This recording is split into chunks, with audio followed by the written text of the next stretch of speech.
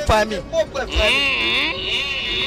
Comme Golo belé basiliki basiliki le nozo pinga sele ba di longwa na. Biso ton soya to imposer le part de la sable.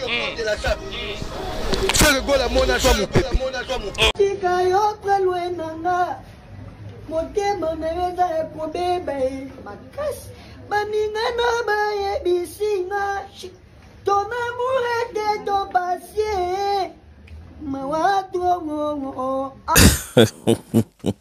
Na seki pona na kandate. Yoebi komona mundingu na komona Petit Fally. Des fois baza batuma deux personnes différentes baza amusant. Na sepelaka na bango mingi il y a des fois kotala bango ko sekaka.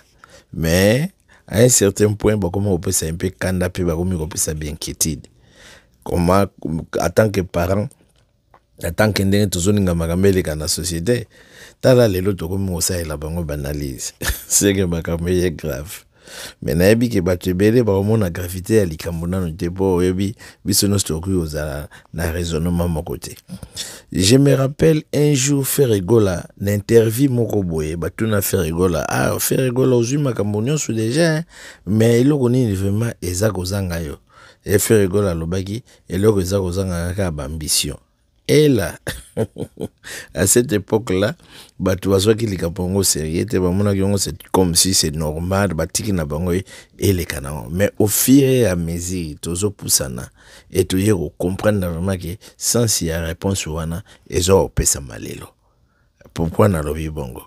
Les lois, tu as fallu faire rigola. Tant que tu as tala banzembo ya na bango badendenge babeta kanenge basalelaka ba chanson bozo mona ke moko aza plus élevé que l'autre pona nini moko aza un peu na bagage moko intellectuel oyo akoki kozwa chanson na ye asali yango bien pour nzembo avant isala ma bien il faut yeba kosala introduction kosala développement puis kosala conclusion c'est-à-dire une façon ya ko discerner ou bien ko disserter nzembo oye ba ko décortiquer nzembo oye ba ko panza nzembo oye ba ko pona ba partie ni bato ba au plaire bato et c'est très important nyonso wana ezali éducation faut monter les canaban de l'école même bande de l'école ya musika te mais au moins azata na niveau moko ya D6 ndenge tolobaka na Congo. Alors ce que total y fait rigola donc on a na niveau wana te tala banzembo ya faire rigola comparer ngona banzemba Fally pourquoi banzemba Fally cartonnaka rapide puisque mona banzemba Fally zaka na sens banzemba Fally zaka bien discerner et zalaka bien disserter autrement mais par rapport ya banzembo ya faire rigola banzembo ya faire rigola zaka banzembo moto lobaka alari nzembo mobo muntu moko ya balabala zongo apesi yepe ayembe okaka nengo wana sans ka changer yango nyonso wana eza résultat ya eloko tolobike mutazanga ki bambition kozanga bambition ni kolobake mutu ayebi ko répondre te mutu aza na école te mutu aza na notion te ba réponse ne yango wana et danger otoza nango siko yango yo epa ya ndeko na biso Petit Fally oyebike batebele balingaka Petit Fally.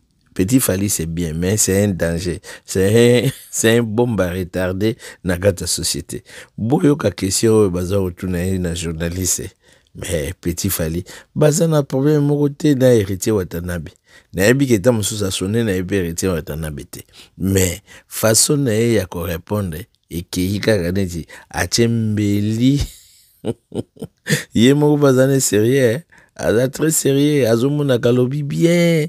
Donc, mais sans oublier, azako na batebele bazolanda déjà. C'est-à-dire école na yo azako sala, atala kuta créer na orchestre, azui pe bato. Pour congolais, azanga kesika orsi ya okende.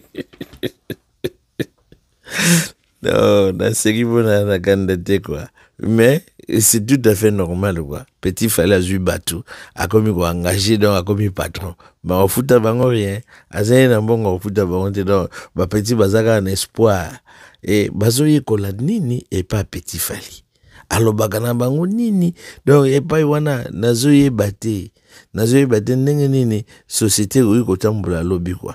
Mais eza likambo bato bazingaka ye bakoki kobenda ye matoi balakisa ndenge nini balimeka kotia na se bameka kodiriger sinon lobi tokotuna na awa bomoni mwana azalaki tellement mwana moko humble alobaka na ye te azongisaka ba réponse bien mais tala sikoyo orgueil ya mwana bino bosakanaka tokoloba mingi te tokende mundingwa tokosi